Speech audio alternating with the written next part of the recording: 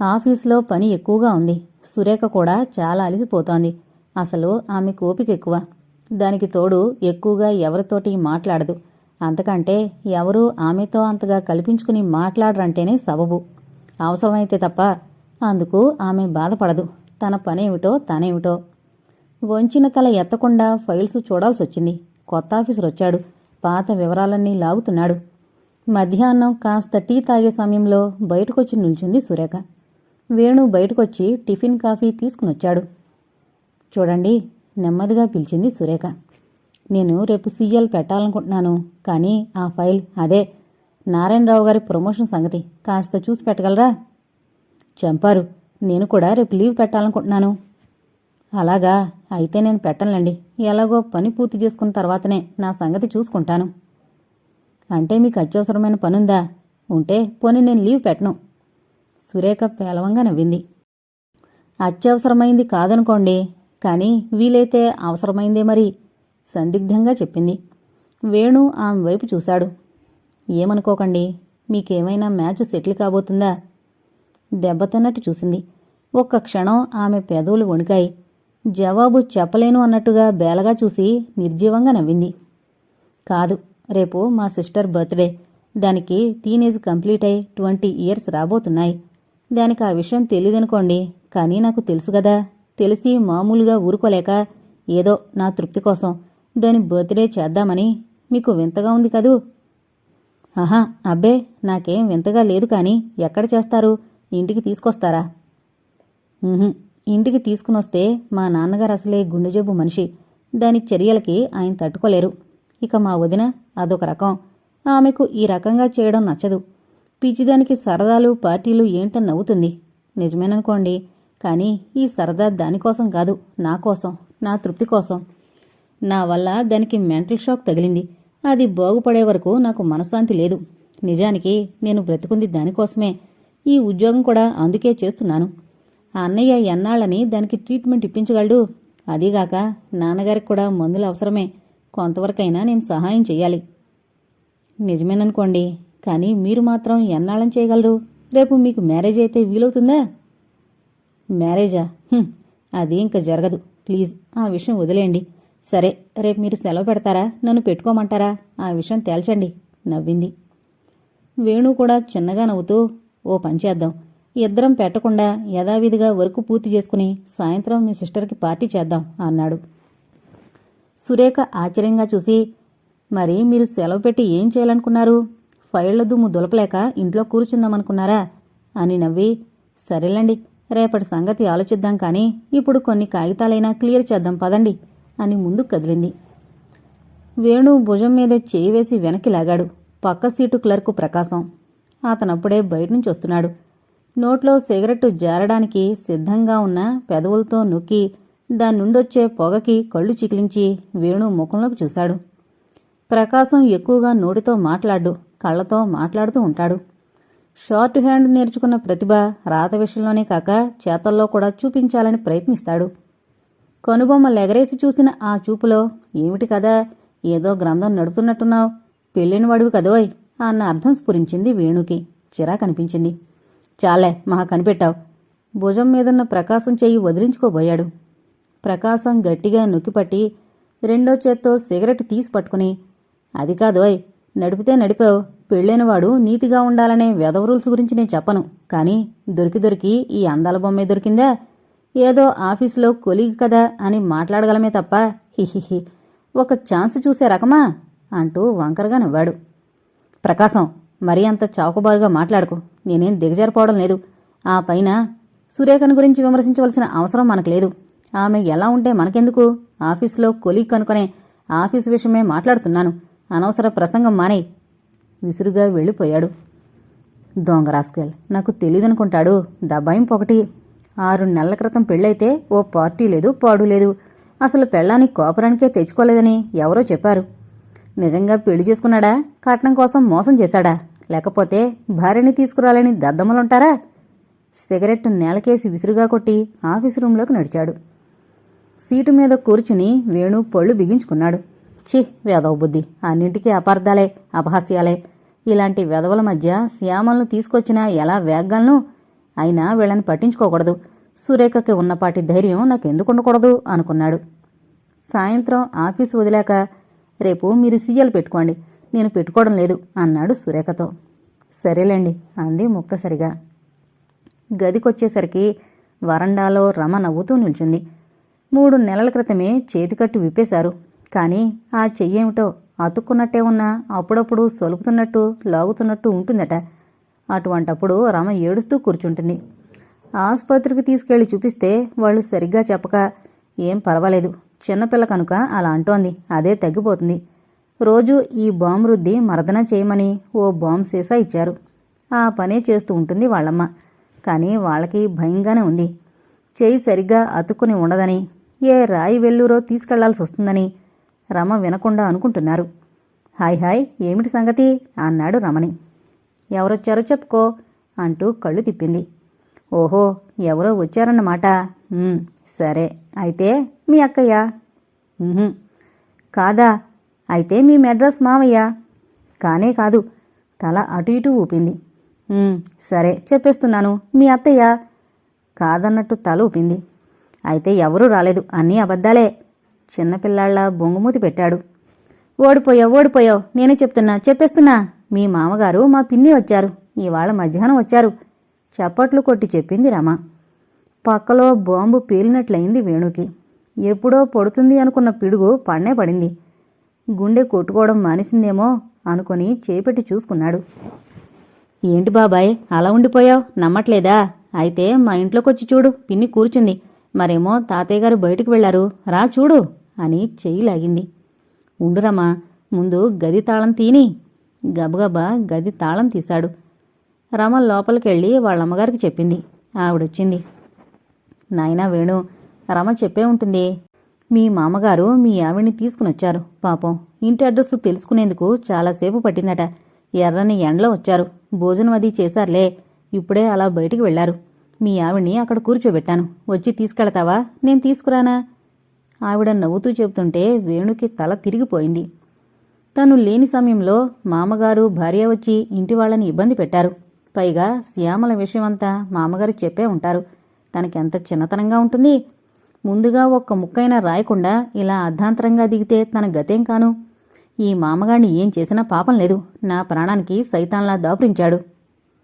Coffee పెట్టాను, రమతో పంపిస్తానుండు. ఇప్పుడు మళ్ళీ ఏ హోటల్కో వెళ్ళి తేనక్కర్లేదు అని వేణు వద్దంటున్నా వినకుండా ఆవిడ వంటింట్లోకి వెళ్ళిపోయింది. బూట్లు కూడా విప్పుకోకుండా అలాగే కూర్చుండిపోయాడు వేణు. మెదడు ముద్దువైపోయినట్లయింది. ఇది సడన్ షాక్. ఆనాడు షాక్ తిన్నా తెల్లవారకుండా పారిపోయి వచ్చేశాడు. ఇప్పుడు షాక్ తిన్నా బందీ అయిపోవలసిందే తప్ప తప్పించుకునేందుకు మార్గం లేదు. ఇక నుంచి బ్రతికెలా ఉంటుందా అనుకున్నాడు.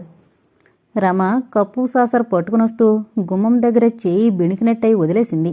కాఫీ అంతా నేలపాలై కప్పు సాసర్ ముక్కలైపోయాయి. అరెరే అంటూ వేణు లేచి రమ ఫ్రాకు మీద పడిన కాఫీ దులుపుతూ ఉండగా చప్పుడు విని వాళ్ళమ్మ లోపల నుంచి గబగబా వచ్చింది. ఏమైంది? అయ్యో ఉంచేశావా? నేననుకుంటూనే ఉన్నాను, ఒత్త అవిటిముండవైపోయావు, నడింట్లోకి అని కసిరింది. వేణు చివ్వున తలెత్తి ఆవిని చూశాడు. రమ బెక్కముఖం వేసుకుని ఇంట్లోకి వెళ్ళిపోయింది. పాపం అలా తిట్టకండి, రమ బాధపడుతుంది. ఇప్పుడేమైందని? చెయ్యి నొప్పి పుట్టుంటుంది అన్నాడు బాధగా. ఏం చెయ్యన్నాయనా, ఈ మధ్యన్ని ఇలాగే చేస్తోంది. శుభమా అని మీ ఆవిడొస్తే ఈ అవిటిపిల్ల గుమ్మంలో కాఫీ ఉంపేసింది. వంగి ఆ పింగాణీ ముక్కలు ఏరుతూ చెప్తోంది. ఏం పర్వాలేదు అన్నాడు గాని వేణు మనసులో రేపు శ్యామలు ఏదైనా పొరపాటు చేస్తే ఇలాగే తిడుతుందా ఈవిడ అనుకుని భయపడ్డాడు. ముక్కలన్నీ ఏరేసి పాతగుడ్డ పెట్టి అక్కడ శుభ్రం చేసి మళ్ళీ కాఫీ తీసుకొచ్చింది ఆవిడ. నొచ్చుకుంటూ తీసుకుని తాగేసి ఇంటివాళ్ల ఇంట్లోకి వెళ్ళాడు. చాప మీద మోకాళ్ళ చుట్టూ చేతులు చుట్టుకుని కూర్చుంది శ్యామల. పక్కన పెట్టి బెడ్డింగు, ఒక బ్యాగు, చిన్న చీనారేకు డబ్బా, ఓ బుట్ట, మరచెంబు. అబ్బో, కొత్త కాపురానికొచ్చిన సాక్ష్యాలు ఆమె చుట్టూ చాలానే ఉన్నాయి. కొత్త చీర కుచ్చెళ్ళు పసుపు రాసిన పాదాల మీద జీరాడుతూ మట్టెల అందానికి మెరుగు పెడుతున్నాయి. తల వంచుకుని ముగ్ధలా కూర్చున్న శ్యామల్ని పరీక్షగా చూసి ఈమె మతి స్థిరం లేదంటే ఎవరైనా నమ్ముతారా అనుకున్నాడు. వెంటనే కర్తవ్యం గుర్తుకొచ్చింది. ఎంతసేపని శ్యామల వీళ్ళింట్లో కూర్చుంటుంది? మామగారు ఇంకా రానేలేదు. శ్యామలా, మెల్లగా పిలిచాడు. తలెత్తి చూసింది. సరిగ్గా ఆనాట్లానే నవ్వింది. గుర్తుపట్టినట్టు నవ్వింది. పర్వాలేదు, నయమే అనుకొని లేచిరా, మనిల్లు ఈ పక్కవాట అన్నాడు. అంతే, లేచింది. వేణు వెనకాలే గదిలోకొచ్చింది. ఆ మంచం మీద కూర్చో అనగానే కూర్చుంది. చిన్నగా ఊపిరి తీసుకుని ఇంటివాళ్ల ఇంట్లో ఉన్న సామానంతా తన గదిలోకి చేర్చాడు. రమా వాళ్ళమ్మ కూడా సాయం చేసింది సామాను చేర్చడంలో. ఇంతలో మాధవయ్య వచ్చాడు. చేతి సంచి నిండుగా పళ్ళు, టిఫిన్ పొట్లాలు, పూల పొట్లం తెచ్చాడాయన. వచ్చావా నాయనా అంటూ సంచి అక్కడ పెట్టి, నీకొక ఉత్తరమైన రాయకుండా హఠాత్తుగా రావాల్సొచ్చింది నాయనా. నీకు ఇబ్బంది కలిగించాను, నన్ను కోపగించుకోకు. ఆడపిల్లని కన్న తండ్రిని, అందున మామూలు పిల్ల కూడా కాదు దీనంగా మొదలుపెట్టాడు. సరేలేండి, ముందుగా ఇంట్లోకి కావలసిన సరుకుల సంగతి చూసుకోవాలి కదా. అక్కర్లేదు నాయనా, మీ అత్తగారు వారం రోజులకు సరిపోయే సరుకులన్నీ ఆ డబ్బాలో మూటగట్టి పెట్టింది. అన్నీ తీసి సర్దుదాం. ముందు నువ్వు అమ్మాయి ఈ టిఫిన్ తినండి. పాపం మీ ఇంటి వాళ్ళు చాలా మంచివాళ్ళు. ఎంత ఆప్యాయంగా మాట్లాడిందో ఆవిడ. శ్యామల సంగతి తెలిసి చాలా నొచ్చుకుని ధైర్యం చెప్పింది. ఇదిగో ఈ పొట్లం ఆ పిల్ల, అదే వాళ్ళ అమ్మాయి రమట.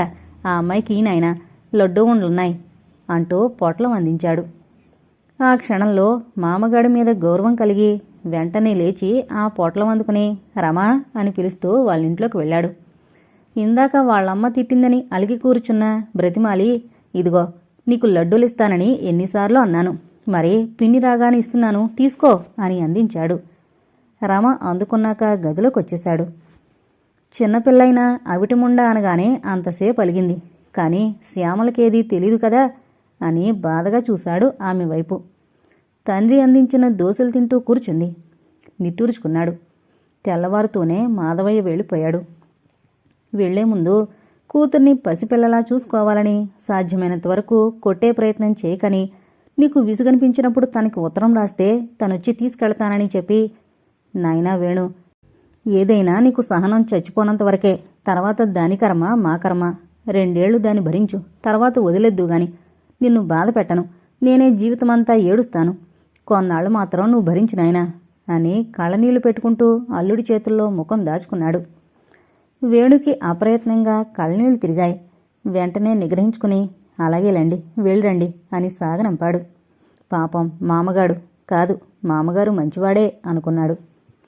ఆ రోజునుంచి వేణు జీవితంలో కొత్త అధ్యాయం ప్రారంభమైంది.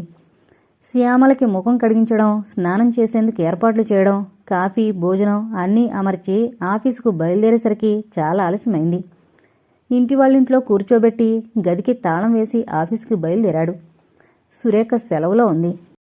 అనవసరంగా నిన్న ఆమెను సీఎల్ తీసుకోమన్నాను అనుకొని, కాదు పాపం వాళ్ళ చెల్లెల దగ్గరికి వెళ్లాలంది కదా అనుకున్నాడు. తనకిక మ్యారేజ్ కాదనుకుని పెళ్లి మాట తలపెట్టవద్దందా? నిజమే, ఎవరు చేసుకుంటారు? తన బ్రతుకిక చెల్లి కోసమే అంది. ఆ చెల్లి పిచ్చిది, తను అందవికారం కలది. ఇద్దరూ ఒకరికొకరు తోడుగా ఉండిపోతారా? The great sisters. ఇవాళ ఆ జ్యోతికి పార్టీ ఎలా చేస్తుంది? పిచ్చిదైనా బర్త్డేకి పార్టీ ఇచ్చే అక్కని పొందగలిగిన జ్యోతి అదృష్టవంతురాలే. అయితే శ్యామలకు కూడా ఇలా పార్టీలవి చెయ్యాలా అనుకుని నవ్వుకున్నాడు. ఆ వేళ ఆఫీసంతా తనకి కొత్తగా కనిపించింది. తనకి తనే కొత్తగా ఫీల్ అయ్యాడు. తను కొత్త కాపురం మొదలుపెట్టాడు. తన స్వంత వంటతో సతీవ్రత ధర్మం అక్షరాలా పాటించాడు. ఆఫీసు వదిలాక తిన్నగా ఇంటికి వెళ్లలేదు. సనత్నగర్ బస్సెక్కి ఎర్రగడ్డ ప్రభుత్వ మానసిక రోగ చికిత్సాలయం వద్ద దిగాడు. ఇంతకు మునుపు సురేఖతో వెళ్లిన గుర్తుల ప్రకారం లోపలికి పర్మిషన్ తీసుకుని వెళ్లాడు. ఆ సరికి సురేఖ వెళ్ళిపోతుందనుకున్నాడు. కానీ వెళ్లబోతూ ఉంది. హలో సురేఖ గారు అని పలకరించాడు. ఇదేంటి ఇలా వచ్చారు, సర్ప్రైజ్ చేద్దామనా అంది తెల్లబోతూ.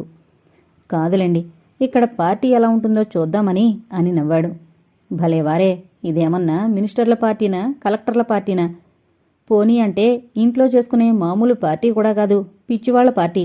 దీన్ని చూడ్డానికి మీరొచ్చారా అని నవ్వింది. అవును, ఎప్పుడూ గొప్ప గొప్ప పార్టీలు చూసి విసిగెత్తిపోయింది. ఇది ఎలా ఉంటుందో చూద్దామని. అయితే రండి చూడండి అని, కనకమ్మ ఒకసారి జ్యోతిని తీసుకురా అని చెప్పింది. అంతకుముందే కనకమ్మ చేతిలో 5 రూపాయలు పెట్టింది సురేఖ. అందుచేత కనకమ్మ ఏ అభ్యంతరం చెప్పకుండా 5 నిమిషాల్లో జ్యోతిని తీసుకునొచ్చింది. చిన్న చిన్న చుక్కలున్న లేత ఆకుపచ్చరంగా ఫుల్ వాయిల్ చీర, కొత్తది కాబోలు, మిస్మిస్లాడిపోతోంది. చక్కని జాకెట్, తలలో పూలదండ, చేతికి కొత్త గాజులు.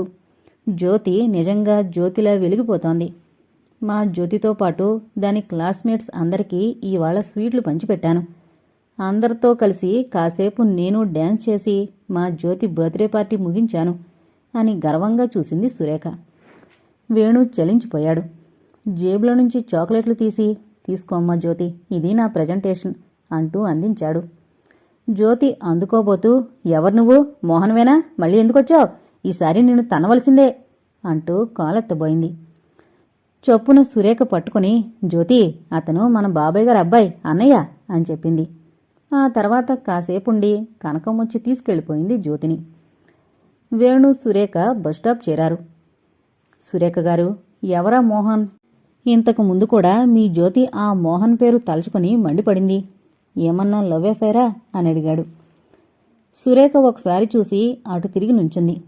జ్యోతికి మోహన్కి ఏం సంబంధం లేదు. మరి ఓహ్, మీ తెలిసిన వాళ్లలో ఎవరైనా రౌడీనా? కాదు.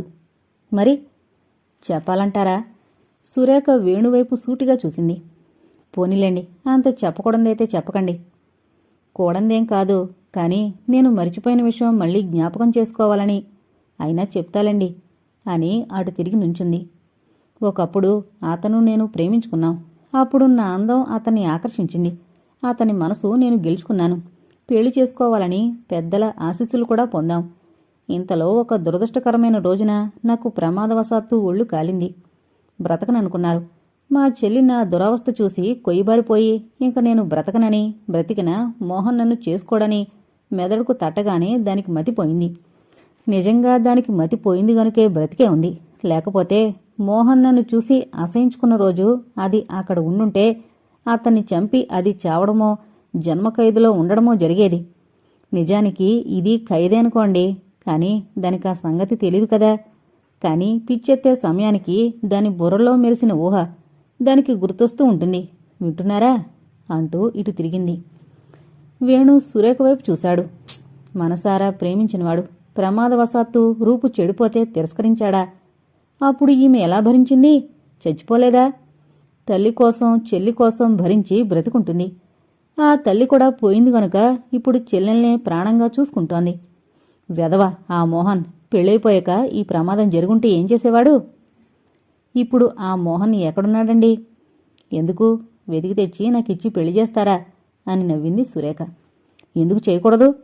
ఆవేశంగా అడుగుతున్న వేణుని నిదానంగా చూసి, శాంతించండి, అది జరగదు. అతనికి పెళ్ళైపోయింది, పిల్లలు కూడా పుట్టారు అంది.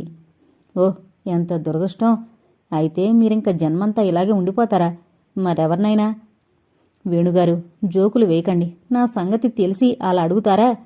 గంభీరంగా ప్రశాంతంగా ఉన్న ఆ కంఠంలో వేదన లేకపోలేదు. సారీ, జోకులు బరువుగా భారంగా ఉండవు. మనస్ఫూర్తిగానే అంటున్నాను. మనుషులంతా ఒకలాగే ఉండరు. మంచి మనసున్న వాళ్ళు కూడా ఉండొచ్చునని నా ఆశ. ఓ సత్యం చెప్పమంటారా? నా భార్య మతిస్థిరం లేంది, అంటే పిచ్చిది, నమ్ముతారా అన్నాడు. వేణుగారు, ఆశ్చర్యం నుంచి తేరుకోక మునిపే బస్సు వచ్చింది.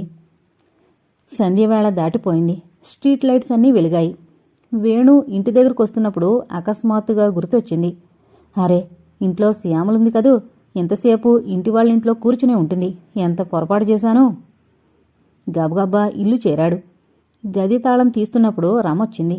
ఎంతసేపు ఎక్కడికి వెళ్ళావు బాబాయ్ నిలదీసింది. ఎక్కడికి లేదమ్మా, ఆఫీసులో పని ఎక్కువగా ఉంటోంది. తాళం తీసి లోపలికి అడుగు పెడుతూ, పిన్ని ఏం చేస్తోందమ్మా అని అడిగాడు. మనసులో బెదురుగానే ఏం గొడవ చేసిందో, వాళ్ళకెంత విసుగు కలిగిందో అని. ఇక నుండి తొందరగా రావాలి అని అనుకున్నాడు. ఏం చేస్తుంది? అలా కూర్చునుంది. రమ మామూలుగానే చెప్పినా వేణుకి అనేక అర్థాలు స్ఫురించాయి. కొద్దిగా గిల్టీగా ఫీల్ అయ్యాడు. నిజమే, ఏం చేస్తుంది? పిచ్చిది ఒక పని సహాయం చేస్తుందా? రమకి కబుర్లు కథలు చెప్తుందా? జడవేసి అలంకరిస్తుందా? ఏదీ లేదు. బెల్లం కొట్టిన రాయిలా అలా కూర్చుంటుంది. పాపం రమ పిన్నితో ఎంతో బాగా ఉండొచ్చును అనుకునుంటుంది. వాళ్ళమ్మగారు కూడా అద్దెకున్న వాటాలో కొత్త కాపురానికి వచ్చిన అమ్మాయితో చక్కగా కాలక్షేపం అవుతుందనుకునే ఉంటారు. అంతా చిత్రంగా చిరాకుగా మారిపోయింది. వేణు వచ్చాడమ్మా, వెళ్ళు. రమా వాళ్ళమ్మగారు శ్యామల్ని చేయి పట్టుకొచ్చి తీసుకొచ్చారు. మెల్లగా లోపలికి అడుగేసి నిలబడింది. పాపం మీకు చాలా శ్రమ కలిగి ఉంటుందండి. ఏంటో అనుకోకుండా నాకు ఆఫీసులో ఆలస్యం అయిపోయింది. ఇక మీదట త్వరగా వచ్చేస్తూ ఉంటానులేండి. సంజయ్ ఇచ్చుకునే ముద్దాయిలా తల వంచుకున్నాడు. ఆవిడ నవ్వింది. నాకు శ్రమేముంది నాయనా, నువ్వే శ్రమపడాల్సి వస్తుందని బాధగా ఉంది. అసలు కొన్నాళ్లు మీ అమ్మగారు వచ్చి ఉండాల్సింది. ఇలా అమ్మాయిని ఒక్కదాన్ని పంపేయడం అంత బాగాలేదు.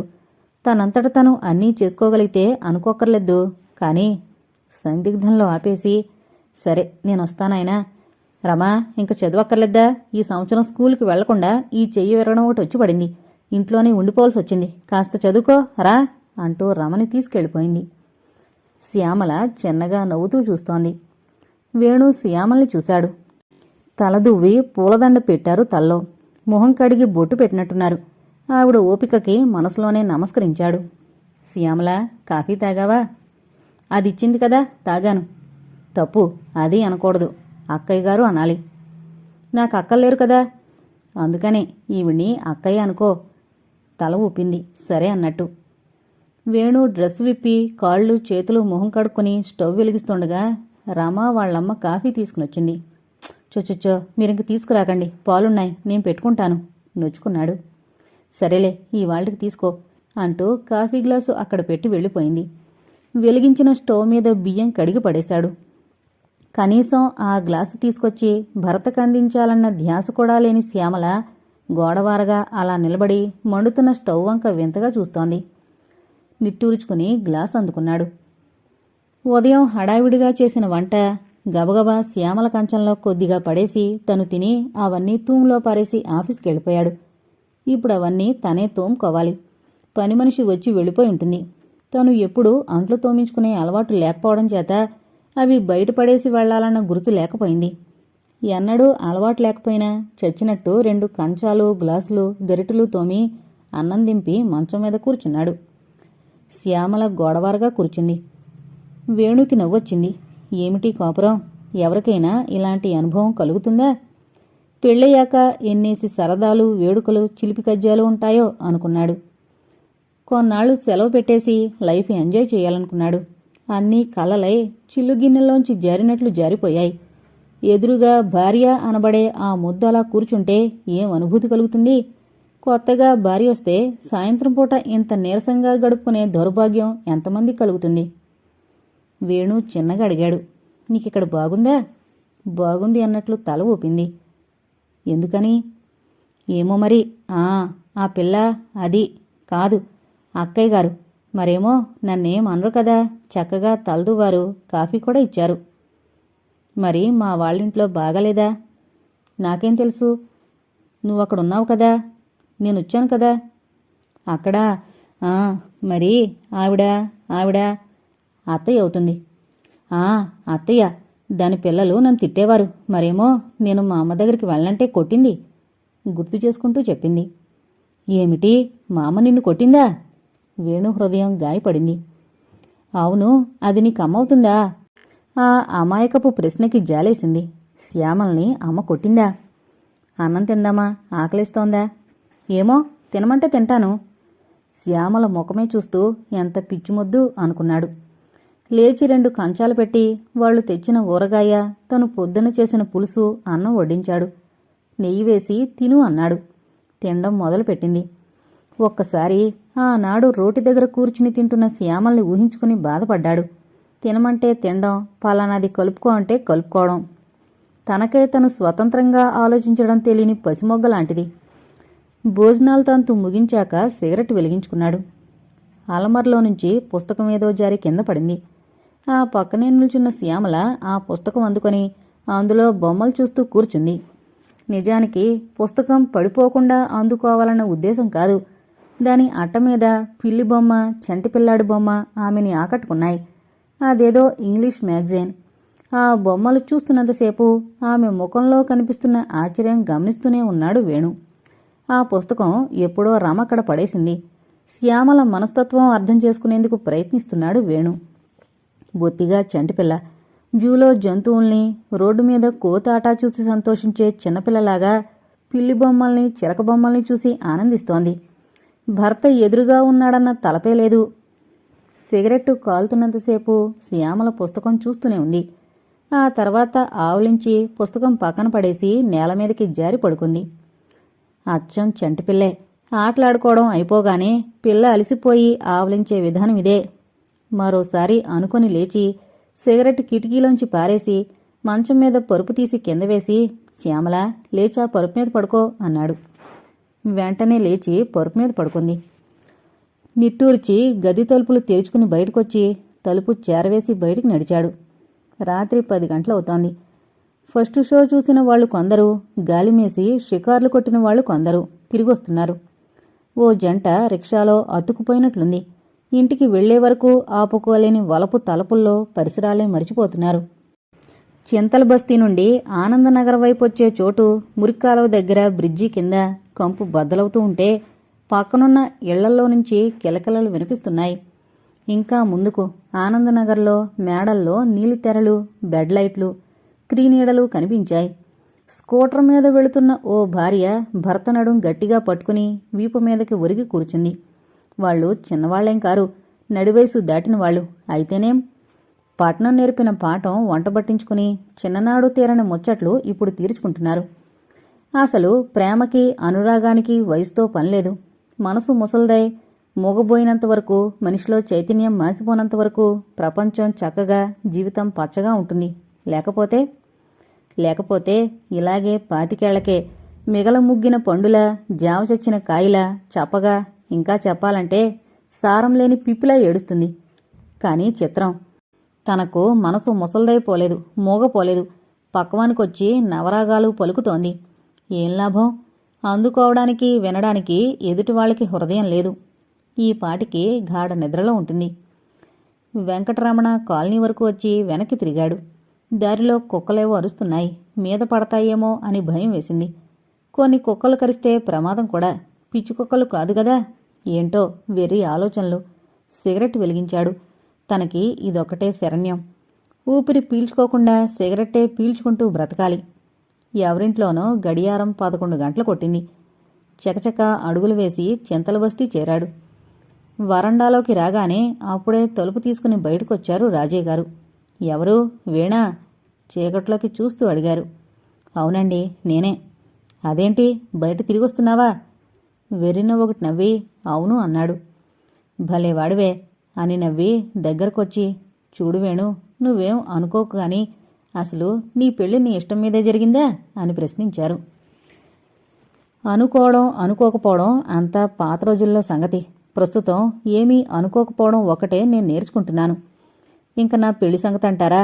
ఒక విధంగా ఇష్టం మీదే జరిగింది. కాకపోతే చేసుకున్నాక ఇష్టం లేకపోయింది. అందుకే ఈ తిరుగుళ్ళు నవ్వాడు. రాజయ్యగారు కొద్దిగా కంగారుగా, ఆహా, నా ఉద్దేశం అది కాదు వేణు. అమ్మాయికి కొంచెం మతి సరిగ్గా లేదన్నట్టు, నువ్వు ఇష్టపడినట్టు మీ మామగారు చెప్పారట. మరి పెళ్లికి ఎలా ఒప్పుకున్నాడంటే మీ నాన్న ఎలాగో ఒప్పించాడు అన్నట్టుగా చెప్పారట. అందుకని నువ్వు అసలు మొదట్నుంచి అయిష్టంగానే ఉన్నావా? కానీ పెళ్లికి ముందు నువ్వు చాలా హుషారుగా, చలాకీగా కనిపించావు. తర్వాతనే దిగులుగా, డీలా పడ్డట్టు ఆ అమ్మాయిని తీసుకురాకుండా వచ్చేశావు. మరి మీ నాన్నగారు నిన్ను ఒప్పించడం అనేది ఎలా జరిగింది? మెల్లని స్వరంతో అడిగాడు. అరచేత్తో ముఖం రుద్దుకుని క్రాఫ్ మీద రాసుకున్నాడు వేణు. చూడండి, దురదృష్టం అంటారు చూశారా, అది నన్ను ఆవరించింది. మా నాన్న మీద గౌరవంతో పిల్లని చూడవలసిన బాధ్యత ఆయనకే వదిలేశాను. తీరా పెళ్ళైపోయాక తెలిసింది నాకు, శ్యామల అమాయకురాలని, మతి సరిగ్గా లేదని. ఏం చెయ్యాలి? నా పరిస్థితుల్లో ఉన్న మరొకడైతే మా నాన్న పీక పిసికి ఉన్నేమో. నేను మాత్రం నా పీక పిసుకుని చావలేక బ్రతికి బయటపడి ఇక్కడికొచ్చాను. మీరంతా చాలా ఆశతో ఎదురు చూశారు, నాకు తెలుసు. కానీ నా ఆశే నిరాశైపోయాక మీ అందరికీ ఎలా జవాబు చెప్పగలను? అందుకని తప్పుడు సమాధానాలు చెప్తూ తప్పించుకుని తిరిగాను. ఇప్పుడు ఇంక తప్పించుకునేందుకు వీలు లేదు. మామగారు శ్యామల్ని తీసుకొచ్చి మీ అందరి ముందు నిల్చోబెట్టారు. కాకపోతే ఒకటే అదృష్టం, నా నోటితో నేను చెప్పుకోనక్కర్లేకుండా మీకు తెలిసిపోయింది. ఇంకా దాచుకుని బ్రతకాల్సిన అవసరం నాకు లేదు. చచ్చా, అలా అనుకోకు వేణు. నీకు అన్యాయమే జరిగింది కాదన్ను. కానీ జరిగిపోయాక ఏం చెయ్యాలి? ఇక ఇప్పుడు చేయదగ్గదేమిటో ఆలోచించు. ఒకవేళ ఈ దురదృష్టం పెళ్ళయ్యాక ఏ ప్రమాదవశాత్తు జరిగితే ఏం చేస్తాం? తగిన ట్రీట్మెంట్ ఇప్పిస్తామా లేదా?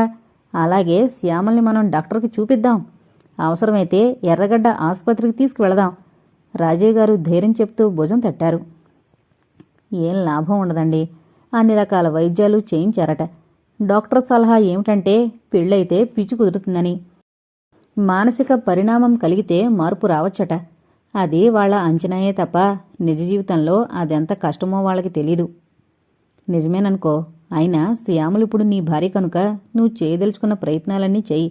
అప్పటికి ఏం మార్పు రాకపోతే ఏం చేస్తావు? వాళ్ళింట్లో వదిలిపెట్టొచ్చేయి. అంతకన్నా ఏం చేయగలవు? చూద్దాంలేండి. ప్రస్తుతం రోజులు గడిస్తే తర్వాత సంగతి ఆలోచించుకోవచ్చు.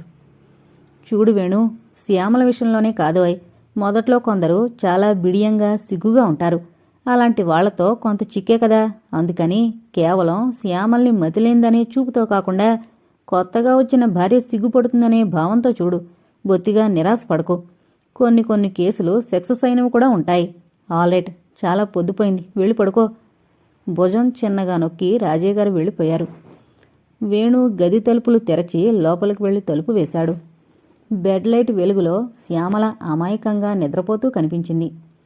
10 నిమిషాలు గడిచాక వేణు మెల్లగా శ్యామల పక్కనే కూర్చుని మెల్లగా వంగి నుదుటి మీద మొదటిసారిగా ముద్దు పెట్టుకున్నాడు. ఆమె కదిలి పక్కకి ఒతిగిలి పడుకుంది. చాలాసేపు తదేకంగా చూసి మెల్లగా లేచాడు. నాకే అనుభూతి కలగడం లేదు అనుకొని మంచం మీద పడుకుని చాలాసేపటికి నిద్రపోయాడు. తెల్లవారగట్ల పని మనిషి పిలవడం, తనే లేచి అంట్లు వేసి అవన్నీ తోమాక ఇంట్లో పెట్టుకుని మళ్లీ కాఫీ పెట్టడం, వంట చేయడం, యథావిధిగా పనులన్నీ చేసి శ్యామలను స్నానం చేయమన్నాడు. నీళ్లన్నీ దెమరించుకుని పట్టించుకున్న సబ్బు వదలకుండానే చీర చుట్టబెట్టుకుంది. ఎగుడు దిగుడు చీర కుచ్చిళ్ళు, అడ్డదిడ్డంగా జాకెట్ వేసుకుంది. తల దూకోవడం చేత కాలేదు. చిన్నపిల్లలాగా జడపాయలు మిలిచుట్టి జడ వేసుకుంది. పౌడర్ బూడిదలాగా రాసుకుంది. ఇంత కుంకుమ ముఖాన మెత్తుకుంది. అన్నీ చూశాడు. ఒక పక్క వంట చేసిన అలుపు, మరో పక్క ఆఫీస్కెళ్లే తొందర, ఆ పైన శ్యామల పగటి వేషం, అన్నీ కలిసి ఒళ్ళు మండి చావని ఎలాగో ఒకలాగా అనుకొని ఇంత కూడు పెట్టి ఇంటి వాళ్ళింట్లో కూర్చోబెట్టి ఆఫీస్కెళ్ళిపోయాడు. ఉషారాజ్ కంపెనీ అమోఘంగా నడుస్తోంది. చిన్న చిన్న బ్రాంచీలు కూడా అబిడ్స్లో, కాచిగూడలో తెరిచారు. దానివల్ల కొందరు నిరుద్యోగులకు ఆశ్రయం దొరికింది. అయితే నమ్మకస్తుడైనవాడు ఒకడుంటే వాటన్నింటి మీద అజమాయిషీ చేస్తూ కనిపెట్టి చూడొచ్చు. అలాంటి వాళ్ళు ఎవరుంటారు అనుకున్నప్పుడు వేణుగోపాల్ గుర్తొచ్చాడు. ఒకరోజు రాజారావు వేణు ఆఫీస్కొచ్చాడు. సాయంత్రం ఆఫీస్ అయిపోగానే వేణు, సురేఖ, ప్రసాదు అందరూ బయటకొస్తున్నారు. దూరంగా ఉన్న లేత ఆకుపచ్చ కారు చూసి రాజారావుదే అనుకున్నా ఈ మధ్య ఈ రంగు కార్లు చాలా వచ్చాయని సందేహించి ఊరుకున్నాడు. బస్టాపులో నిల్చున్నాడు. ఇంతలో రాజారావే వచ్చి, ఏం వేణు, కారు చూసి కూడా ఇటు రాకుండా వెళ్ళిపోతున్నావు అని నవ్వాడు. సారీ రాజారావు, నీ కారు అవునో కాదో అని సందేహించాను. గుంపులో నుంచి బయటకొచ్చి రాజారావుతో కారు వైపు నడిచాడు. మాట్లాడాలి, కూర్చో. డోరు తెరచి వేణు ఎక్కగానే తలుపేసి కారు స్టార్ట్ చేశాడు. ట్యాంక్ బండ్ వైపుగా సాగింది కారు. విషయం అంతా వివరించి, రోజూ సాయంత్రం పూట 1-2 గంటలు పార్ట్ టైం జాబ్లాగా చేయాల్సి ఉంటుంది, ఏమంటావ్ అని అడిగాడు. ఏం మాట్లాడలేదు. ఏంటి సందేహిస్తున్నావు? ఏమిటి అభ్యంతరం? నీకు టైంపాస్ లాగా ఉంటుంది, రాబడి కూడా ఉంటుంది.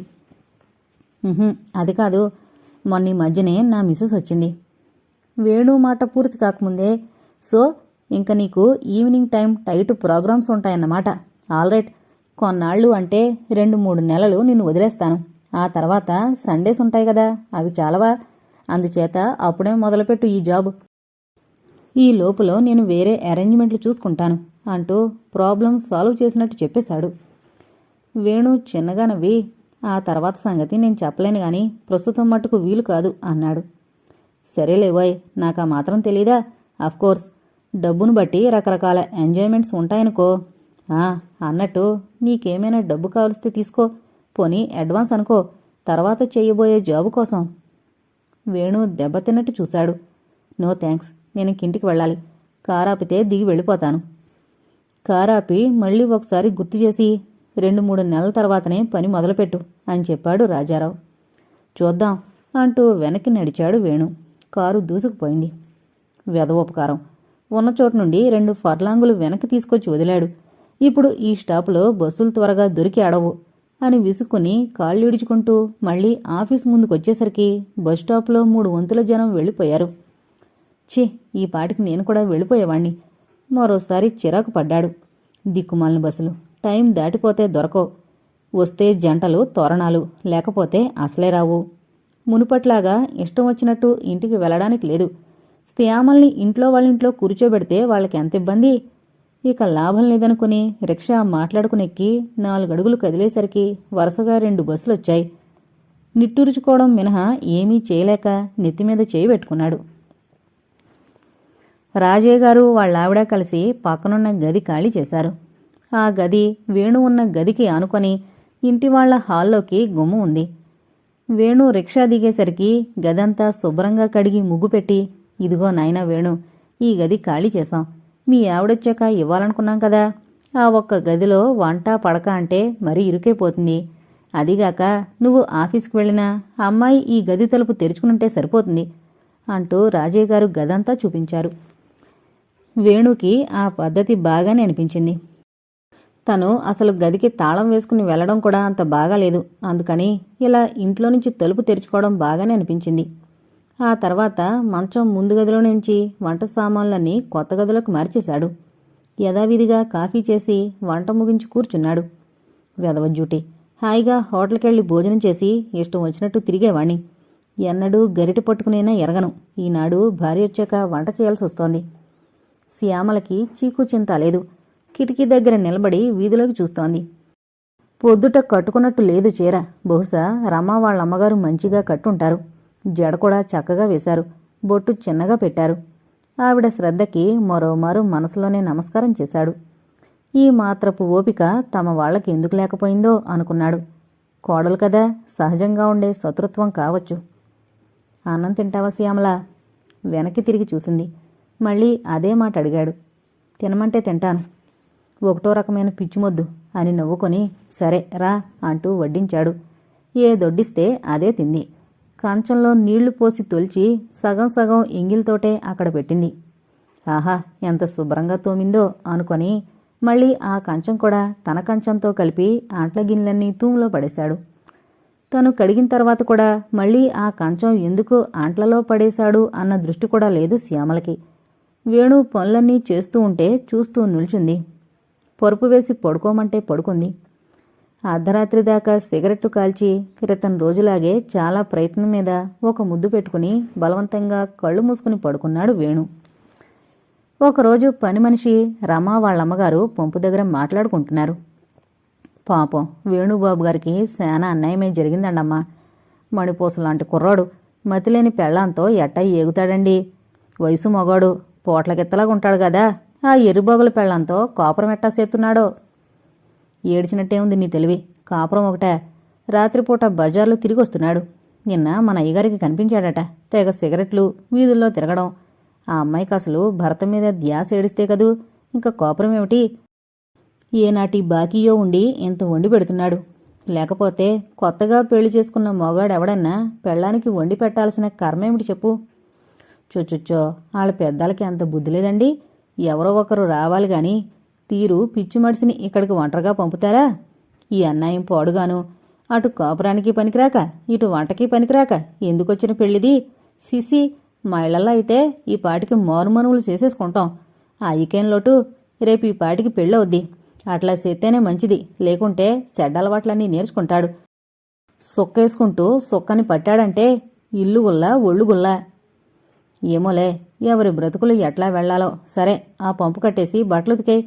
ఇంట్లోకెళ్ళిపోయింది ఆవిడ. వేణు హృదయం గాయపడింది. తన గురించి అందరూ వింతగా చెప్పుకోవడం, జాలిపడ్డం, చెడిపోతానేమోనని విచారించడం అంతా బాధనిపించింది. ఈ రకమైన వ్యాఖ్యానాలన్నింటికీ గురి కావలసొచ్చిన కారణం శ్యామల వల్లే కదూ అని ఆమె మీద కోపం వచ్చింది. ఈ పని మనిషి ఒక ప్రెస్ రిపోర్టర్. 4 రోజుల్లో వీధి వాడ చాటించేస్తుంది. అక్కడ్నుంచి ప్రతి ఒక్కరూ పరామర్శించడం, సానుభూతి చూపించడం వెధవ న్యూసెన్సు. వెధవ సంఘంలో అన్నీ బాధలే అనుకొని ఇంటిలోకి రాగానే శ్యామల్ని కోపంగా చూశాడు. చూపులు తప్పించుకుని పక్కకి తిరిగి నుంచుంది. వెధవఫోజు, ఇదో దొంగవేషం. అసలు పుట్టింట్లో కూర్చోబెట్టి చేయడం అలవాటు చేశారు. ఒక్కొక్క పని నేర్పితే తప్ప ఎలా వస్తాయి అనుకున్నాడు. 2 రోజుల గుడ్డలు, విడిచిన చీరలు కుప్పగా పడున్నాయి మూలకి. అవి ఉతుక్కోవడం రాదు, పోని పని మనిషి చేత ఉతికించుకోవడం కూడా తెలీదు. తను గనక పట్టుకెళ్ళి వేస్తే ఇంకది నవ్వుతుంది కూడా. ఛీ, వెదవగోల. చూడు శ్యామల, ఆ చీరలు జాకెట్లు పట్టుకెళ్ళి పని మనిషికిచ్చి ఉతకమను అని చెప్పాడు మూలన్న గుడ్డలు చూపిస్తూ. సరే అన్నట్టు తల ఊపి అవన్నీ పట్టుకెళ్ళింది. పని మనిషి పంపు దగ్గర ఇంటివాళ్ల బట్టలు ఉతుకుతోంది. శ్యామల తన చేతిలో గుడ్డలన్నీ బట్టల మీద పడేసి ఉతుకు అంది. పని మనిషి తెల్లబోయి, తర్వాత ఏందమ్మా ఉతికిన గుడ్ల మీద ఇడిసిన మైలగుడ్డలు పడేస్తావు, పక్కకి పెట్టాలని తెలవదా అని గద్దించింది. వేణు బయటకొచ్చి చూసి, శ్యామల అవి పక్కకు పెట్టు అన్నాడు. వెంటనే శ్యామల అవన్నీ తీసి పక్కకు పెట్టింది. ఇంక లోపలికి రా అనగానే వచ్చేసింది. పని మనిషి చూపులు 2 నిమిషాలు అలాగే నిలిచిపోయాయి. తర్వాత మెల్లగా నవ్వుతూ, బాగానే ఉంది పిచ్చిమేళం అంది. ఆ మాట వేణుకి వినిపించింది. కాకపోతే కదా వాదించడానికి అంటూ పళ్ళు కొరుకుని ఊరుకున్నాడు. గబగబా పనులు ముగించుకుని ఆఫీసుకి పరిగెట్టాడు.